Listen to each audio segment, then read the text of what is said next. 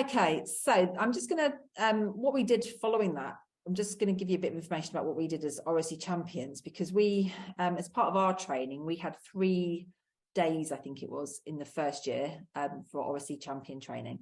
And one of the things they get you to do is to go away and try, just like similar to what we asked the staff to do, really, try doing some of these Oracy activities that they introduce you to.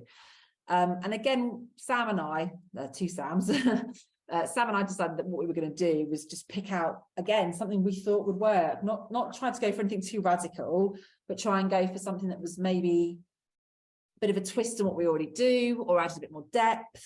So we both went at it quite different ways. So Sam Manning is a science teacher. She teaches Key Stage 3, 4 and 5, so quite a spread.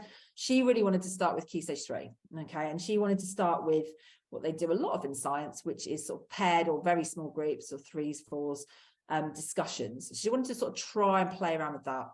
So she focused on that. And she started with setting up rules for the students with the classes. So got each of them to sort of discuss what they thought good quality, talk should be like, what they should do, how they should behave as a group, and prepare their own rules as a class. So she did that with all of them. She then filmed some of the groups doing discussions around the activities she was doing with them. And ultimately, she noticed some differences. Not huge, but she noticed some differences, and she noticed they became better at listening as a group and sharing contribution time. So actually they were taking turns better. So that sort of social and emotional element was the first thing that Sam picked up, was changing a little bit with some of the groups and paired discussions that she was doing. And the quote from her is down here underneath this, where it says, "I think the key thing that I start to notice is those students who actively listened. As a result, I spend more time now talking about how we listen." And I think, again, that aspect of Oracy is probably not the first thing that springs to people's mind, but actually identifying that listening and students knowing better how to do that better, being more aware of how they do it, is equally as important. And that was something Sam spotted. I went for something completely different. I teach business studies. I don't teach that many classes. I only had 2. I've got year 11 and year 13, so very different.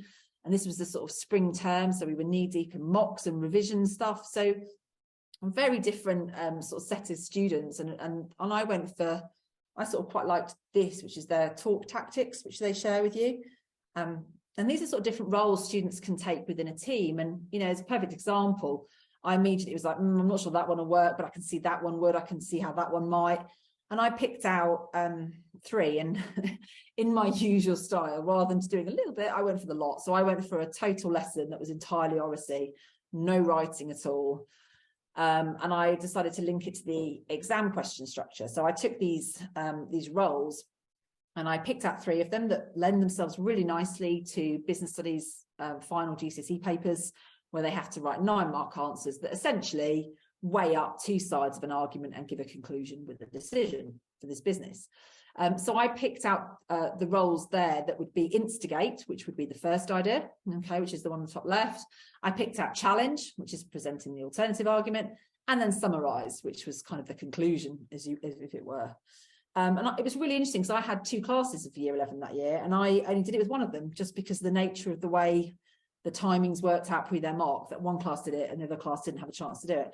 And I saw some really immediate benefits, because they had peer feedback. And I'll just talk you through how I did it in a minute, just to give you an idea, really, because it might speak to you in your classes. But the class that had done the Oracy lesson, practicing exam answers verbally, actually did better written answers than the other class who didn't do the activity. And that was quite interesting to see. They had much better structure to their answers as a result, I think, of that activity. So what I did essentially with them, and I'll skirt through these fairly quickly, but we talked about how they were going to do the activity. I did include the Voice 21 symbol on it. I started to talk to them a little bit about why we do Oracy and why we're going to do that activity, and the benefits there might be for them. So I sort of set it all up, and what they might get out of it. So I set that up, and I got them into groups of 3. So in their groups of 3, they had to give themselves a number. So they were either number 1, number 2, or number 3. And that was to allow me to rotate roles quite easily, because I could say, all number 1s, you're doing that, all number 2s, you're doing that. And try and prevent them from just picking what they wanted each time, rather than rotating through the roles. So they sat on tables of 3. And I went through a business studies case study from the exam with them. I read it to them and they listened. They were given a role. So they were either going to be an instigator, a challenger, or a summariser, depending on what role I allocated their number. And they were not allowed to write. So the only rule was there was no writing at all in the lesson. So they were allowed a highlighter. I wasn't completely mean, because they're expected to quote from the case study. So I wanted them to be able to highlight quotes. And I gave them time to prepare in silence. So I went through what they had to do and what their role was. And then I gave them, I think it was 2 minutes. It's on my next slide, I think. Gave them a couple of minutes and they had to work it through in their heads what they were going to say. Okay.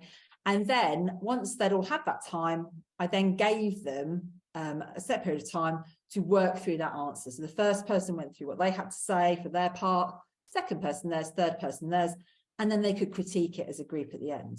Okay. I gave my group the rules. You've got the choice, really. They sort of advocate you going through them, but my class were year 11. They were in their last sort of term, really, in the school. They already had quite set, I guess, set ideas about how things went. I wasn't going to change them hugely with the time I had. So rather than spend the time on that, I just went through what I expected of them to make it really clear. I think it's really important that that's in place. Whether they do it with you or you do it to them, they need that framework to help them. And told them what their roles were, which is what I've talked to you about already, and made it really clear. So your instigator would have to give one positive point of the business choosing the option that was available in the question, provide a quote, and then this chain of impact of how it would affect the business. And then the challenger does the opposite and summariser does the conclusion. So I did give them 2 minutes, but they had total silence. And it was fascinating, actually, because they all, and I really do mean all, even when you've got a few challenging ones that never, you're always kind of trying to keep them quiet in the lesson. They all focused on that. It was just total silence. You could see them all, the pressure of knowing they had to speak about it. They wanted to get it right, which was brilliant to watch, actually. And then they had their 8 minutes. And afterwards, these were the questions I wanted them to discuss. So I got them to effectively give each other peer feedback on the quality of the exam answer. So we didn't lose that amongst the activity, but we also then talked about what they could do better and then giving each other the feedback. So that in itself was an Oracy activity as well, because they had to discuss it, they had to feed back, they had to kind of get their points across. So we did that from the point of view of the exam question.